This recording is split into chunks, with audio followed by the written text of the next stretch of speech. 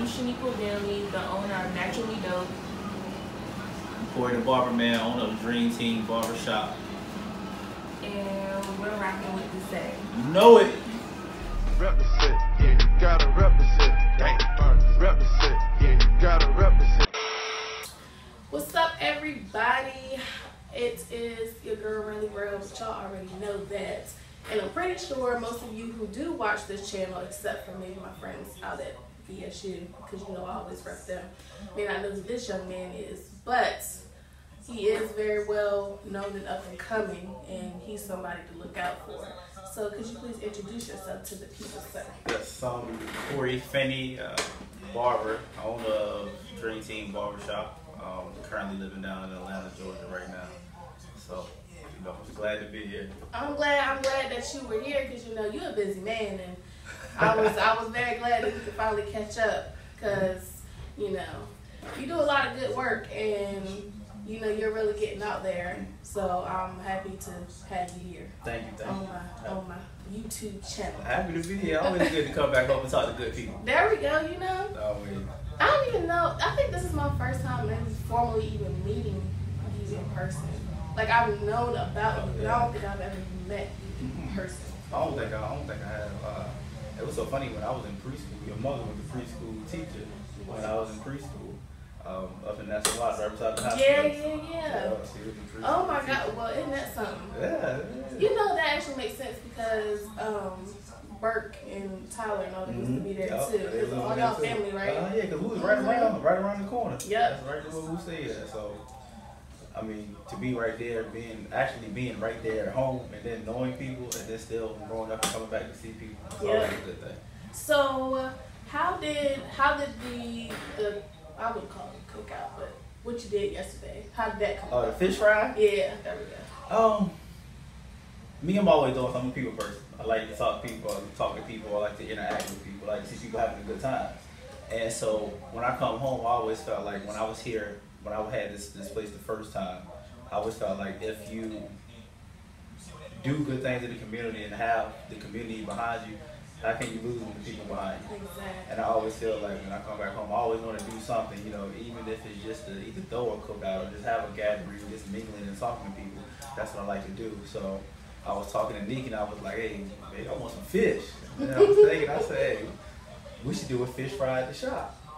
And, you know, she was with it. So I was like, all right, we're going to do it. So Wednesday, we had got in town. Thursday, we had left out of town. After driving 9 hours, we drove 5 more hours to go get the water ice. Oh, wow. So when we got the water ice, and it's a lot of stuff. Water ice, picked up the fish on Friday. It was fresh fish. So when we got the fish, went up that night, seasoned it up. And Saturday morning, by the time we got out here, about maybe, I think it was like 7 o'clock, 7:30 we got out here and started setting up tents and doing things like that. And it just was something good to have. It's something good. Yeah.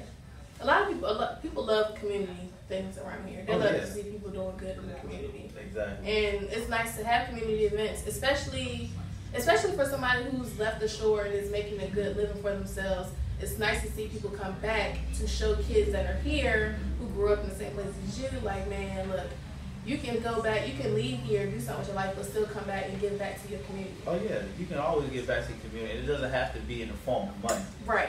Just showing somebody your time, or just having a conversation with somebody, or just stopping by to see somebody, you know, means a lot to some people. You know, I feel like, you know, the place where you're from, you know, you should always remain the same. Always remain the same. You know, if you're a good person, good things happen to good people. There you go. That is the honest truth. Yes. So let's start from your beginnings. When did you know cutting hair was like your passion? Like that's what you wanted to do? I started cutting hair when I was 14. I started cutting in my mother's kitchen. I was cutting in her kitchen at the age of 14. And it was just something that I wanted to pick up on. And as the time went, it started off as a hobby. So as the time progressed, when I got maybe 16 and I was in high school, it was like, okay, I know what I want to do. You know, I ain't take my ACT because I know I wanted to go to barber school. I didn't take my SAT. I didn't do the ASVAB because I knew after I get out of school, either I wanted to do culinary arts or I wanted to go to barber school. So I had left. Matter of fact, after I graduated, it was June 16th. 2006 when I graduated. After I graduated, that next day, my brother Jamie took me up to York, Pennsylvania, I went to barber school at. And just going up there, seeing how different people react, you know, seeing a different culture, because up there it's more Puerto Ricans, Puerto Ricans and black and white, to see how everybody, the culture is different. Right. It's like, all right, this is the place for me. So I just knew I wanted to be a barber then when I started seeing other barbers that were successful and how they did things in their community.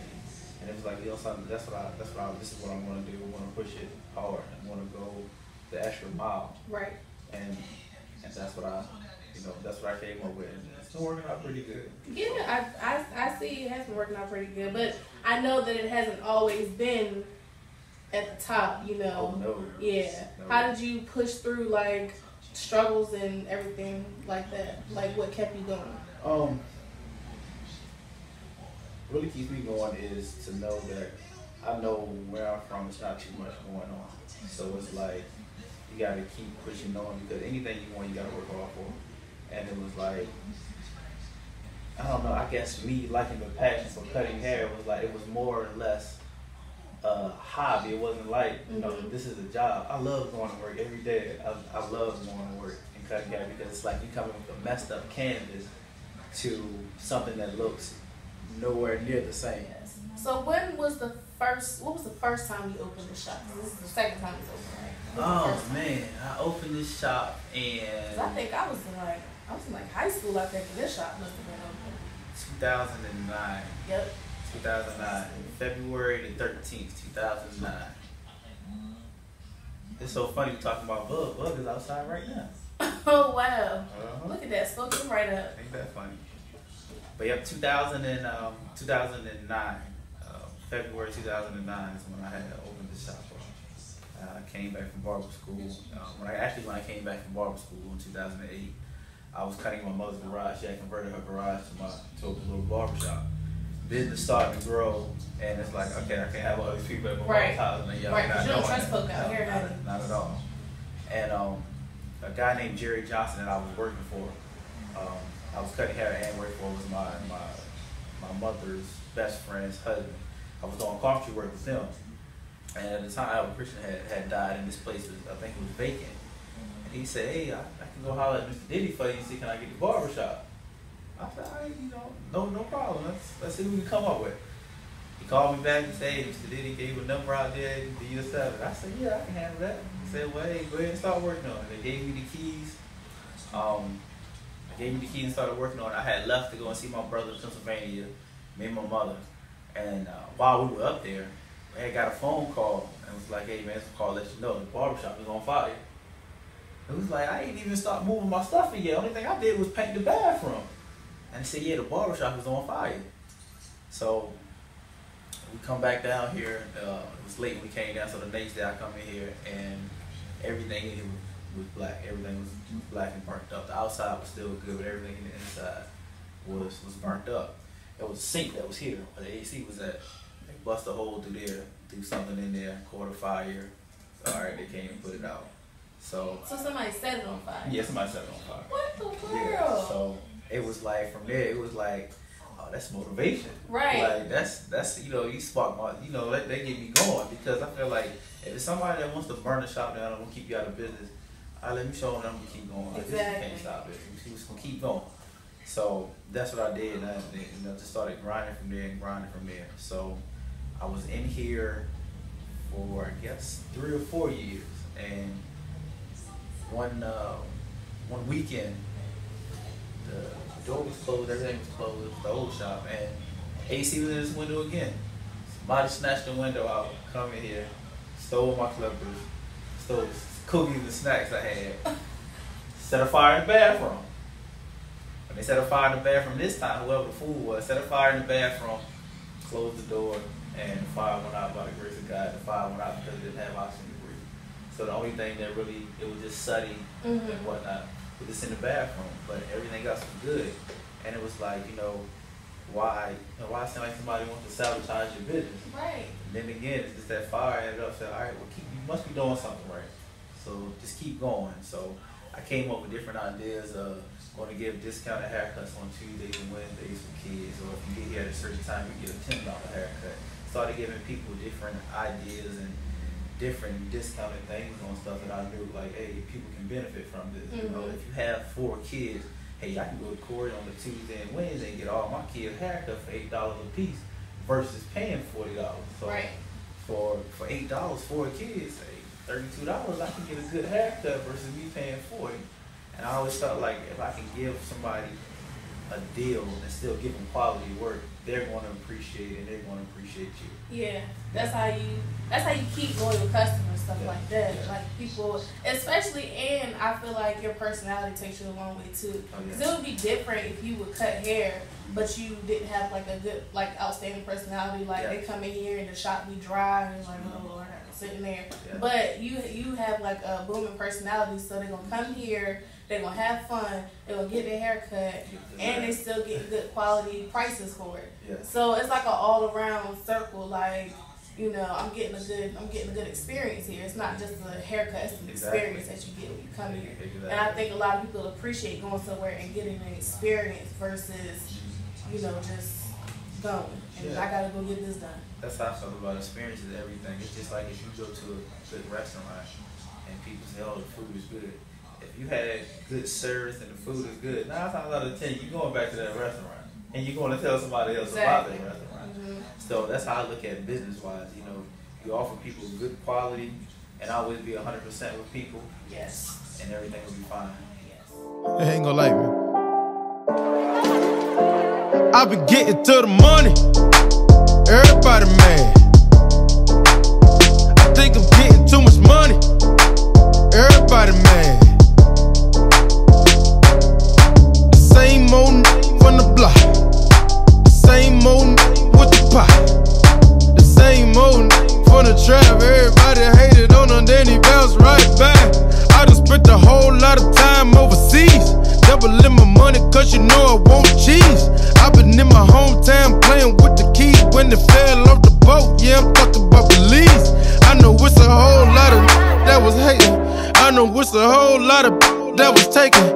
So I shut the up, feeling us. Always knew that I was sick, so I had to stay patient. Taking over summer, tell me what's the bid. Heard you still cuffing, tell me what it is. You ain't paying no bills, buying no. Alright, so we have Korey's significant other here with us today. She was also my camera lady, so shout out to her for playing that role for me. I appreciate it, girl. You're welcome. So could you please introduce yourself? Hi, I'm Sheniqua. Okay. You need you to speak up just a little bit. I'm Sheniqua Bailey. All right. And how long have you two been together? We've been together. Well, I've been knowing these since like 2013. Officially, us really being together about 2 years, 2.5 years. Almost 2.5 years. Okay. And how did you convince her to make the move to Atlanta? Because I saw she was kind of stressed about it for a while. Well, I think I had moved out and I was just telling her stuff, you know, just different things that was going on that I was encountering. And she came to visit in June. Yeah, I came to visit in June for a weekend. And then I came back here and we talked about it, and then I took another break from work and went down there for a whole week. And then it just went from there. Okay. So you feel like you made the best decision? Yes, I like it down there. It's fun. It's different, but I like it. Okay. And so what is the business that you have? Because I know you have your own business going on as well. Yes, I design custom t-shirts for a lot of people. It just started off as a hobby. I really didn't know it was going to take off into a business until I really got into it and got tired of working for somebody else, making somebody else rich. So I decided to do it for myself. So, And what kind of custom designs do you do? Like, is it special request, or do you just do some and then sell them, or? It's like a mixture of both. Sometimes it's custom requests, sometimes it's just something that I come up with and I just put it on a shirt and it just goes from there. People like it, so then I start selling them from there. what words of advice do you have for young entrepreneurs who are trying to do things and become up and coming and successful? I would say always believe in yourself. No is just a temporary yes. Don't ever take no for an answer, because whatever you do, whatever you put your mind to, you can do. Just believe in yourself, work hard, and you can accomplish anything. And mine is believe in yourself. Believe in yourself and don't ever give up. Like me, myself, I never gave up. You know, never give up. You always gotta believe in yourself, and you always gotta push your brand and your business more than anybody else is gonna push it. Because at the end of the day, just your name that's on that.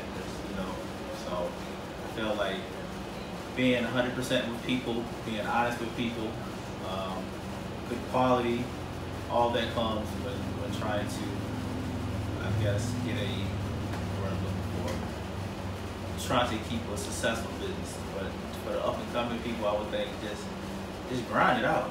You know, you got to put in the work for it. It's not gonna come easy. It's not. And then when it comes and you know you've been grinding it out, it's a whole lot better feeling. It's a whole lot better feeling.